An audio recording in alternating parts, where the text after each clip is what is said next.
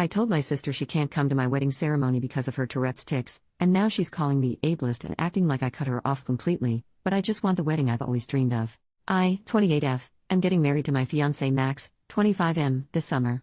My sister, who I'll call Megan, 32F, has pretty serious Tourette's. Certain physical movements and saying ha ha ha are her most common tics, but there are others as well. As long as I've been alive, I've never seen Megan sit through a long ceremony or presentation without tics, not even her high school and college graduation or for any siblings' graduations. Her ha ha ha is also extremely loud, bordering on yelling, and most of the time repetitive. I have involved and invited Megan to every aspect of the wedding, the rehearsal dinner, the bachelorette party, and the reception, except for the actual ceremony. My fiancé and I are writing our own vows, and I just want to hear him say them without interruption. The ceremony is fairly long, and I seriously doubt Megan's ability to go that long without ticking. She has said that holding back tics is like holding back a sneeze, only 1,000 times more difficult. The only options I see for her going into the ceremony are 1. Letting the tics go on as normal and be scrutinized by Max's side of the family who hasn't met her yet, or 2. Trying to suppress them the whole time. Either way, it would be a miserable experience for her. I have explained Megan's situation to guests who were unaware, but in Max's family there are several young children and elderly people that I doubt will have tact. Megan was heartbroken when I told her I didn't want her at the ceremony. I explained my reasoning to her about how the ceremony wouldn't be fun for her either way, but she didn't want to hear it. She admitted that she will likely tic when we're reading our vows, but insisted we can just pause and carry on or speak over it. I know this is selfish, but I don't want Max to pause or speak over someone. I want him to read his vows just as he wrote them. Megan has accused me of being mean, ableist, and a bridezilla. My dad is on my side, my mom is on Megan's side, and my other sister, 24F, agrees with me but thinks I should let her come anyway. Max supports whatever I decide but says he hopes this doesn't fracture our sister relationship. So, am I really in the wrong for this? Edit: the kids I'm mentioning went to Max's cousin's wedding last year and were very well behaved, even though their ceremony was longer than what we're planning ours to be, so that's why I'm fine with them. I don't know if this helps, but I am also autistic and have severe struggles when my routines are interrupted or when things don't happen how I planned them. I have often been accused of being a control freak, 2 type A, etc. Maybe this is just me letting my controlling personality get in the way. Edit number 2. I'd like to clarify my biggest issue isn't the verbal interruptions, which would greatly upset me anyway, but potential harm for Megan and other guests. There is a non-zero chance she could injure herself or others. This is the actual crux of the issue. I could potentially handle verbal interruptions, although they would make me incredibly unhappy and uncomfortable, but I don't think I can deal having to stop the wedding because someone has been hurt. It usually only happens in high-stress situations or when she was younger, but crowds and large groups of people have historically been a trigger for her, and the ceremony would require her to stand in front of a huge crowd pretty closely to other bridesmaids. It's happened only a few times in the past year, which should make me feel confident, but I feel like the anxiety has just been growing and growing, and I don't know how to stop it other than making sure there is a 0% chance it could happen. Even though she said she could deal, she has a history of either underestimating or minimizing how bad her tics would be. She said she could handle her stressors and manage them but whacked me in the face at a funeral a couple years ago. She says she can handle the wedding, and I'm truly sorry if this is ableist, but I simply don't believe or trust her anymore. She is either not being truthful with me or herself about how bad the tics can get. Sorry for so many edits. But I did not mean to communicate that I was ashamed of Megan or cared if Max's family did not approve of her. If that was true, I wouldn't have her at any parts of the wedding since those family members will also be there. Based on her previous reactions to similar situations, I assumed that kids staring would upset her, not me. Stress is a trigger for her. But people in the thread were right about how it wasn't my place to assume and dictate how she would feel, and I messed up on that part. It's hard to balance when Megan does have a history of downplaying or underestimating how bad things could get. Minor update: I called my dad to double check, but there is a nursery room in the church where people can watch what's happening in the church live on a TV inside. I hadn't known about it because it wasn't there when I was a kid, but it will definitely be on my list of proposed compromises when I speak with Megan. I want to address some frequently asked questions. Why didn't you suggest a compromise, such as Skyping? I genuinely did not think of them. I struggle with rigid thinking, and often categorize things as an absolute yes and no without thinking of any options in between. The suggestions for compromise have been very helpful, and I will bring them up to Megan. How would you feel if you were disinvited because of your autism? If the reasoning was sound, such as they believe the environment would lead me to have a meltdown, then I would understand. What if your child has Tourette's? How would you feel if they were excluded? Since Tourette's, as many of you have pointed out, is genetic, Max and I have thoroughly discussed how we would raise them. We will always demand reasonable accommodations from school and the workplace, but we will not insist they be involved in every single activity that kids without Tourette's can do. If we had a child that was in a wheelchair, we would not insist they be put on the track field alongside able-bodied kids to see if they can will a 400-meter faster than they could run it. We would find an organization that caters to children in wheelchairs and specializes in helping them be active. Our hypothetical child will understand that they can't participate in everything the other kids can, but we will always provide alternatives and they will never be made to feel less than because of it. Why can't you just say your vows in private? I don't want to. That's literally it. I feel pretty justified in all my other plans regarding Megan, but this is simply a selfish desire rooted in nothing but Max and me's feelings. The thought of doing vows in private makes me unhappy, the thought of doing it in front of everyone makes me happy. You can call me the jerk for that if you wish. Why doesn't your family consider that her tics particularly distress you because of your own disability, autism? It has never been taken very seriously by my family because it pales in comparison to Megan. If one child is drowning and the other one is just barely treading water, you go to the drowning child first. Why are you marrying into Max's family if they will be ableist to Megan? They have never been ableist to Megan. When I say I worry about their behavior, I specifically mean younger children and elderly people who aren't mentally there being able to stop themselves from staring. Why do you care what Max's family thinks? I don't. I don't know how else to communicate that. It's not just that Max's family staring upsets me. The real issue is that when they stare, it upsets Megan, which stresses her out and increases the likelihood of her titching. That stress can trigger a violent tic, putting her at risk of harming herself or others. There is also selfish option 2, where it causes a verbal tic and the consequence is just me being upset. If the kids are well behaved at the other wedding you mentioned, why can't they be told by their parents on how to behave at this one? And now we come to the FAQ that renders the 2 previous ones completely irrelevant. You were right, I was wrong. I was catastrophizing. I don't care if that's not a word. Several people have pointed out that beyond their parents' ability to instruct them, they may have disabled people in their class or their lives they see often. I was projecting my own personal experiences because children rarely, if ever, don't stare at Megan when she is titching. However, I honestly realize that there's a big difference between a kid who has been prepared from conversations from their parents and know what to expect, versus kids who see some random lady yelling in the supermarket and their mom snaps at them to stop staring. In my mind, all kids were the same. I would also like to clarify that I'm upset about her verbal tics because they affect me. I'm sensitive to loud and unexpected noises, which is exactly what her tics are. Most of the time I push down my negative reactions, but if it was just us alone in the room I would still be distressed by her tics. What are her violent tics? The 3 main ones I know of are the elbow, stomping, and flailing her arm. Stomping and flailing her arm are just normal motor tics that people are sometimes caught in the crossfire of. With the elbow, she's explained she must elbow someone or something. Most of the time it's just the wall or whatever chair or couch she's sitting on, but sometimes it's a person. The elbow is also dangerous because it comes on very suddenly and is hard to hold back. The most recent elbow victim was the couch at my parents' house. The last human victim was my dad at Thanksgiving. No offense to him, but he has a decent layer of fat insulating him, so he was fine. Update: the next day, all 3 girls are moved out the house.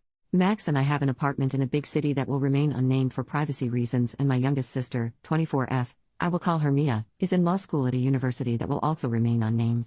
We're both in relatively drivable distances from our hometown, where Megan and our parents live. It's a small town where everyone knows everyone type of deal, and Megan attended a community college where she was already known by the professors and student body. While Megan lives on her own, she is very reliant on our parents.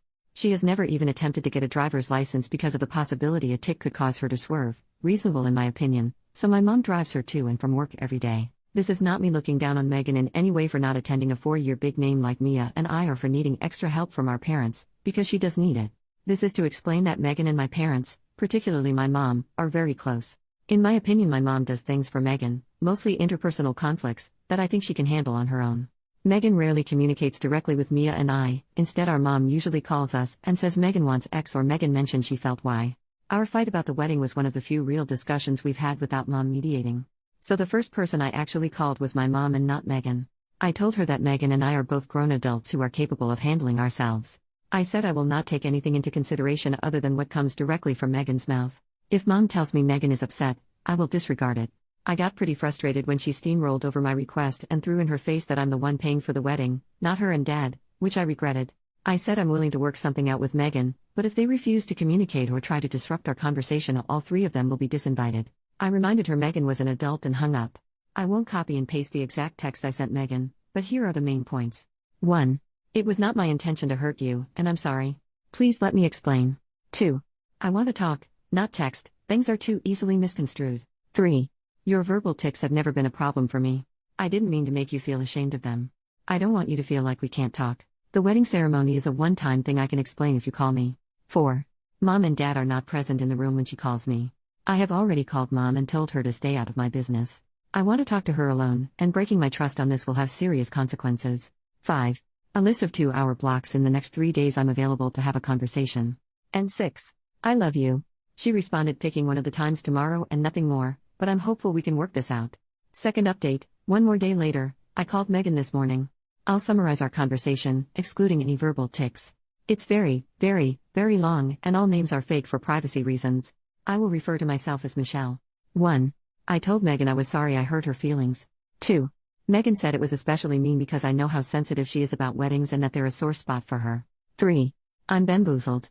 I informed Megan that I was not aware that weddings were a particularly sensitive subject for her. 4.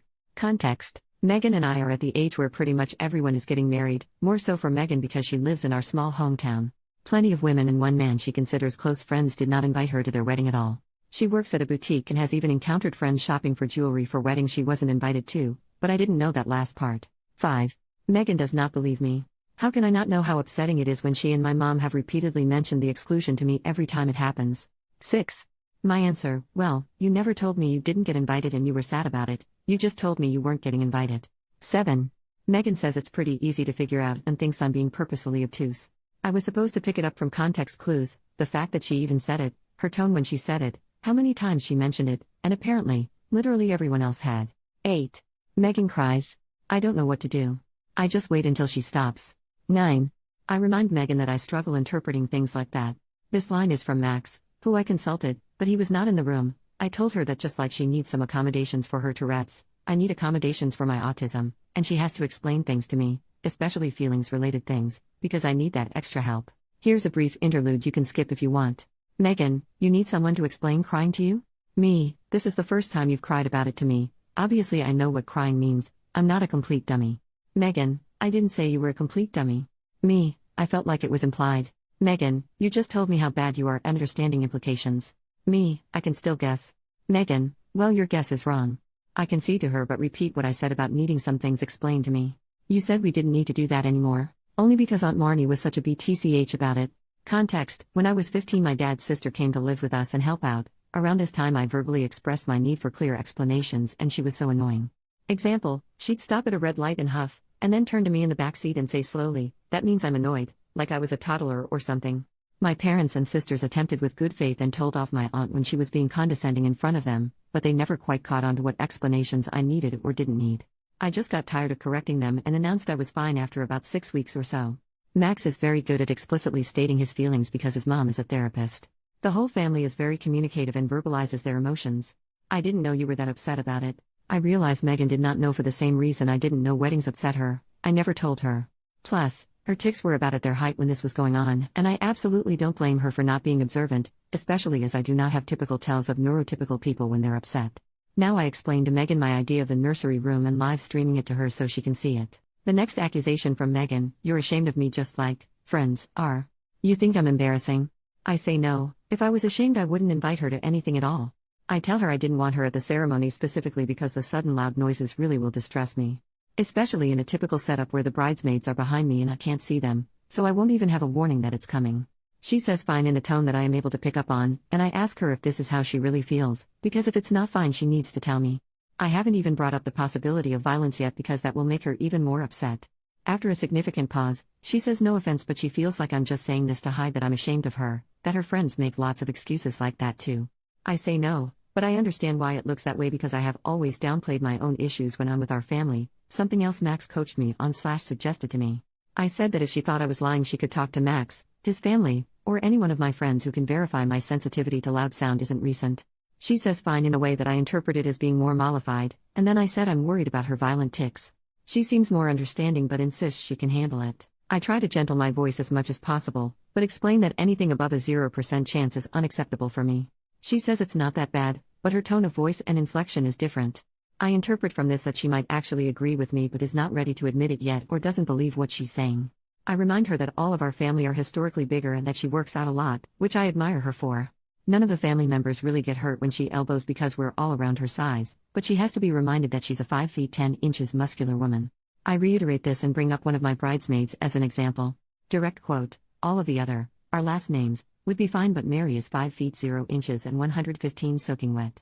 If you elbowed, she would go the heck down and I don't think she would get up.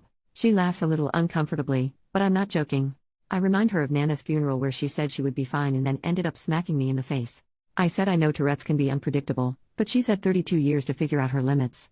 I remind her that she has consistently misled me about how bad things will be. She swears this time it will actually be fine, that she knows herself better than I do, and it's condescending to assume that she's lying. She also reminds me Nana's funeral was years ago, saying she's improved, and I remind her that the last elbowing incident was months ago. I give up at this point. I'm so tired of her lying. She knows she's lying, I know she's lying, and she knows I know. I say fine.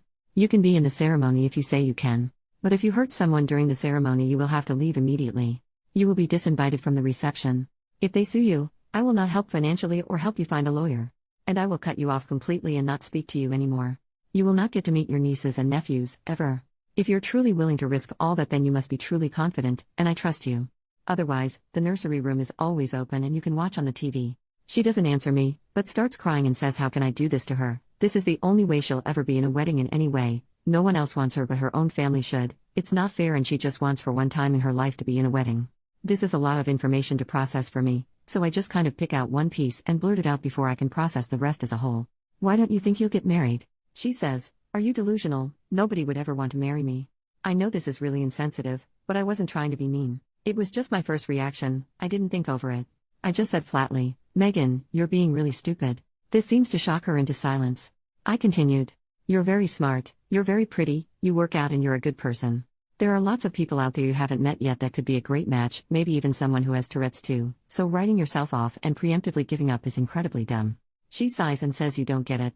I say yes I do, that I never thought someone would understand me until I met Max. I tell her that she's stayed in our hometown her whole life, and there's a reason I didn't marry anyone from there.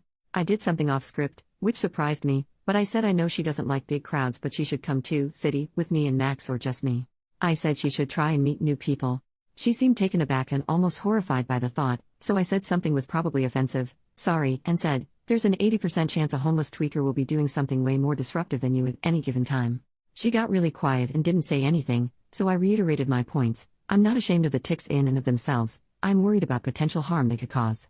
The motor tics are self-explanatory, and the vocal tics will distress me and make me uncomfortable. If she wants to bet our entire relationship on her confidence that she won't motor tic and hurt someone, she can be my guest, but I'm done. She starts begging me.